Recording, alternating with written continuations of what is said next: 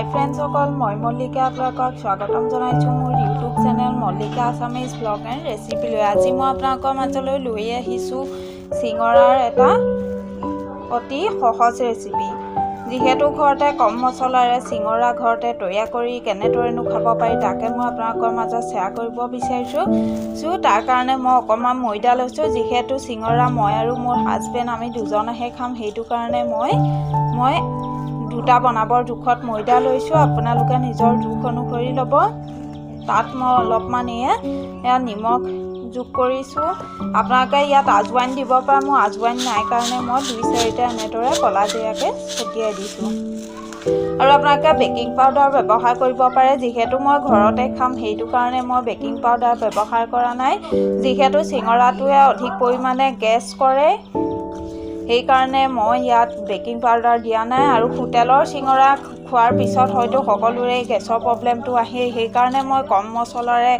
অতি সহজতে কেনেধৰণে আমি ঘৰতে চিঙৰা তৈয়াৰ কৰি খাব পাৰোঁ তাকে আপোনালোকৰ মাজত শ্বেয়াৰ কৰিব বিচাৰিছোঁ আৰু এয়া মই অলপমান গৰম পানী লৈছোঁ কুহুমীয়া গৰম পানী আৰু এই ময়দাখিনি মই ভালদৰে মঠি ল'ম যেনেদৰে আমি ৰুটি বা পুৰি বনাবৰ কাৰণে আটা ময়দা মঠো ঠিক তেনেদৰে আপোনালোকে ভালদৰে এইটো মঠি ল'ব আশা কৰোঁ আপোনালোকে ভিডিঅ'টো শেষলৈকে চাই যাব আৰু যদি ভিডিঅ'টো চাই ভাল লাগে তেনেহ'লে লাইক কৰিব কমেণ্ট কৰিব শ্বেয়াৰ কৰিব লগতে চেনেলটো ছাবস্ক্ৰাইব কৰি দিব কাষতে থকা বেল আইকনটো প্ৰেছ কৰি অল কৰি দিব যাতে মোৰ আহিবলগীয়া ৰেচিপি ভিডিঅ'ৰ ন'টিফিকেশ্যন আপোনালোকে সকলোতকৈ আগতেই পায় ইয়াৰ ফ্ৰেণ্ডছসকল চিঙৰা পুৰটো তৈয়াৰ কৰিবৰ কাৰণে দেখিছে এখন কেৰাহীত মই অলপমান মিঠাতেল দিছোঁ আপোনালোকে মিঠাতেল পৰিমাণ অনুসৰি দিব যিহেতু মই দুটা চিঙৰা বনাবৰ কাৰণেহে পুৰখিনি ৰেডি কৰিব লৈছোঁ আৰু মই ইয়াত কেইটামান গোটা জিৰা এনেদৰে ভালদৰে ফুটাই দিম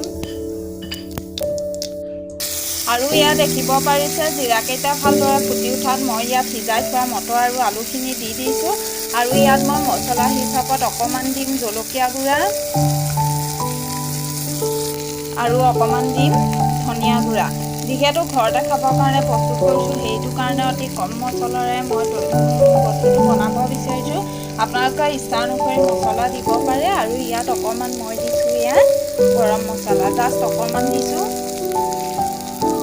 আৰু এতিয়া মই ইয়াত নিমখ অকণমান এয়া দেখিব পাৰিছে অকণমান মই নিমখ এনেদৰে ওপৰত এড কৰি দিছোঁ আৰু এইখিনি মই এতিয়া ভালদৰে খাওঁ হেতাৰ দ্বাৰা ভালদৰে ভাজি লওঁ আৰু যিহেতু আলুখিনি ইয়াত ভাঙি দিব লাগিব এয়া দেখিছে মই আলুখিনি ভাঙি দিছোঁ আপোনালোকে হালধি এড কৰিব পাৰে যিহেতু মোৰ এয়া দেখিছে মটৰ আলু ইমানেই কম যে মই হালধিৰ কোনো জোখেই পোৱা নাই দিবৰ কাৰণে আপোনালোকে ইচ্ছা অনুসৰি দি ল'ব পাৰে আৰু এয়া চাওক এইখিনি ভালদৰে এনেদৰে শুকান হোৱালৈকে ভাজি ল'ব আপোনালোকে ইয়াত আদা নহৰু পেষ্টৰ পৰা আদি কৰি প্ৰায় সকলোবোৰ মছলাই ব্যৱহাৰ কৰিব পাৰে কিন্তু মইহে সকলো ব্যৱহাৰ কৰা নাই কাৰণ কিবা ভাল নালাগে কম বস্তুত মানে আদা নহৰু দিলে কিবা এটা মোৰ ভাল নালাগে মই সেইটো কাৰণে ব্যৱহাৰ কৰা নাই এয়া দেখিব পাৰিছে মই এয়া ভালদৰে পুৰখিনি শুকান হোৱালৈকে ভাজি ল'ম আৰু ভাজি কৰাৰ পিছত মই ইয়াত অকণমান কেঁচা ধনিয়া এড কৰি দিম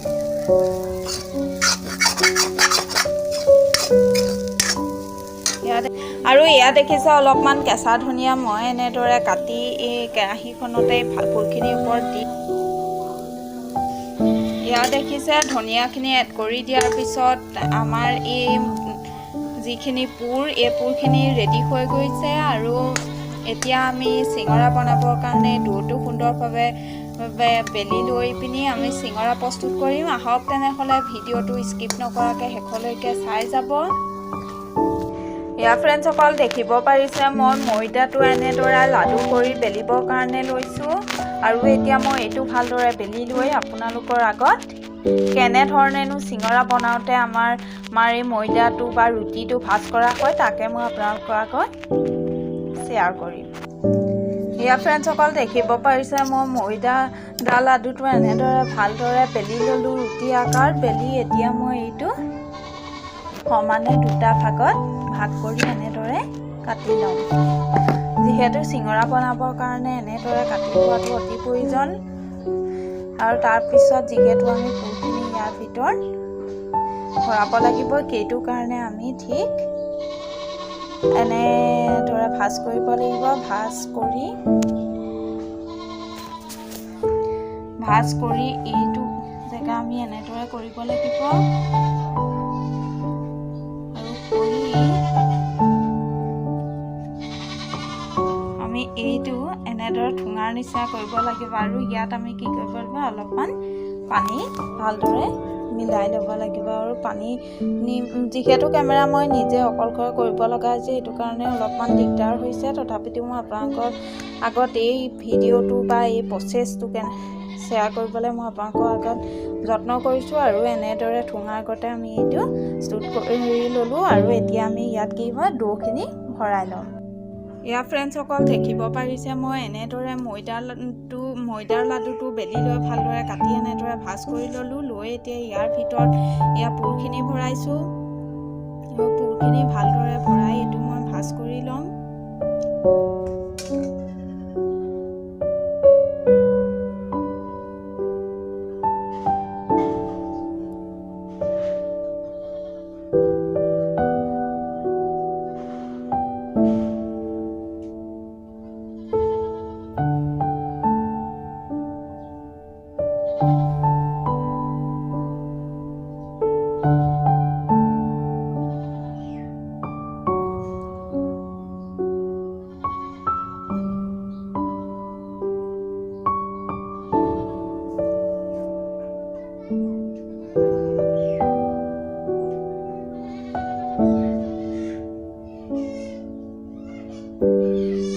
ফ্ৰেণ্ডছসকলে দেখিব পাৰিছে যে মই কেনেধৰণে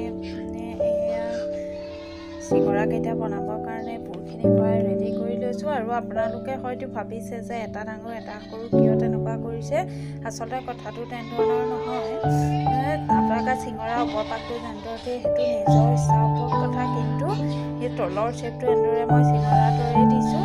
আৰু যিহেতু ঘৰত বনাইছোঁ সেইটো কাৰণে হয়তো হোটেলৰ দৰে দেখাত নহ'ব পাৰে। আৰু এইটো দেখিছে যে এইটো অলপ ডাঙৰ হ'ল, মানে কি হ'ল অকণমান ময়দা থাকি গৈছিল। মই ভাবিলোঁ কিয়নো পেলাই দিওঁ, সেইকণৰ দ্বাৰাও বনাওঁ, সেইটো কাৰণে এইটো অকণমান ডাঙৰ ধৰণৰ হ'ল।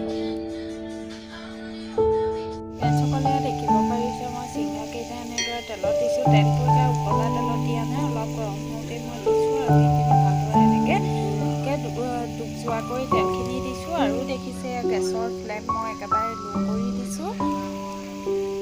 আৰু এনেদৰে আমি এইখিনি ভালদৰে ভাজি ল'ম। এয়া দেখিব পাৰিছে আমাৰ বাহিৰত এটা সুন্দৰ কালাৰ আহি গৈছে। হয়তো বাহিৰখন যিহেতু আমি ৰুটিটো পাতলকৈ বেছোঁ, বাহিৰখন ভালদৰে সিজি গৈছে।